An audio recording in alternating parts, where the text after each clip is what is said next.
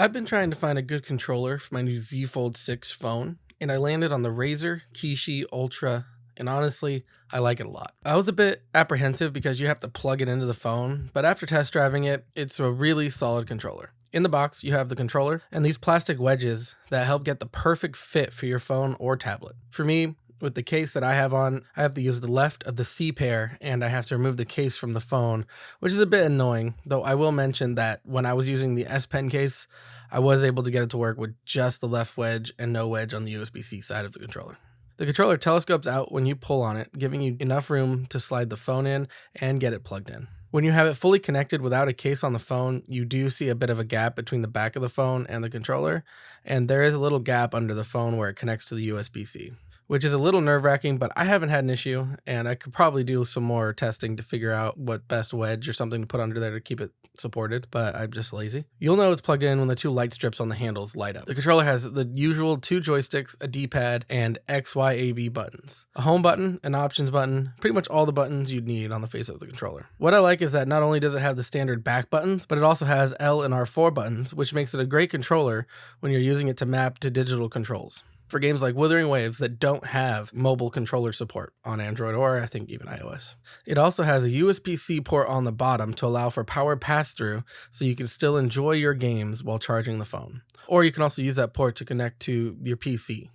That's the other thing I really like about this controller. It's software, the Razer Nexus, which lets you launch games through it with the ability to map controls to the digital touchscreen controls. With things like emulators, I still prefer to map the controls manually in the emulators menus, and with games with controller support, you won't need to do this at all. But there are some really popular games that ship to Android and iOS without controller support, games like Genshin Impact and Wuthering Waves. So being able to override the lack of controller support and map the keys to the touchscreen controls without needing official controller support is pretty great.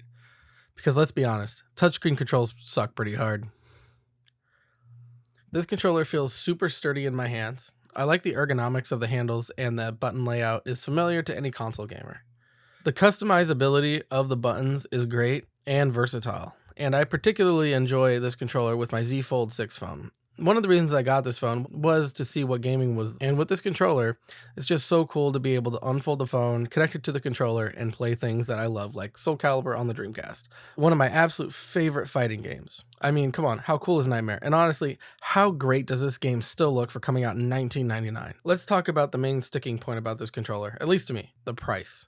It's a pretty pricey device at $150 MSRP. And if you want a carrying case for it that isn't the box, then you'll also have to get that separately. It is a pretty high quality controller and I do like it. It feels sturdy and nice in my hands and I don't regret the purchase, but I do have to acknowledge the price since there are some cheaper alternatives out there. All in all, it's a great mobile device controller that supports iOS, Android, and PC. Though it looks kind of goofy plugged into a computer with nothing in the center. If you have one of these controllers, I'd love to hear your thoughts in the comments down below. If you made it this far, thanks for watching. Don't forget to like and subscribe, and I'll see you on the next one. Thank you.